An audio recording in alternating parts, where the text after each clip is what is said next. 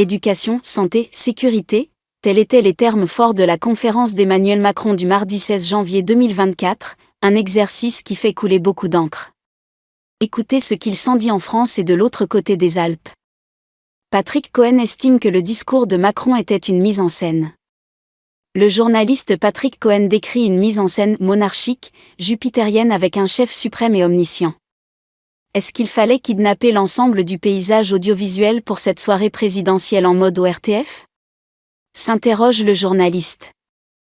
Après un propos liminaire d'une trentaine de minutes, et avant que le micro ne commence à circuler, Jean-Rémy Baudot, président de l'Association de la presse présidentielle, AP, voire plus bas, a tenu à fixer les règles du jeu, 3 parties, une partie nationale, un segment plus politique, et enfin les questions internationales. Et une seule question, et courte si possible. Avant de rassurer les téléspectateurs, les journalistes sont libres de poser toutes les questions qu'ils veulent. Envoyez-nous une question par SMS. Les questions sont ensuite centralisées par Jonas Bayard, conseiller presse de l'Élysée. Nicolas Vidal estime que le gouvernement a suffisamment pris les Français pour des cons, et qu'en cas d'émeute de la faim le gouvernement ne pourra rien faire. Nos élites ont délibérément abruti les gens pendant 30 ans, mais ça c'est terminé. Quand vous n'avez plus qu'un yaourt dans le frigo, la tyrannie de la faim vous fait sortir dans la rue.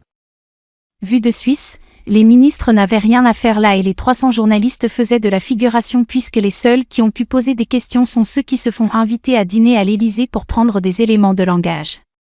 Lors de la conférence de presse de Macron, les questions étaient bien connues à l'avance des attachés de presse de l'Élysée, qui étaient les seuls à décider quel journaliste aurait la parole. Envoyez-nous une question par SMS. Les questions sont ensuite centralisées par Jonas Bayard, conseiller presse de l'Élysée.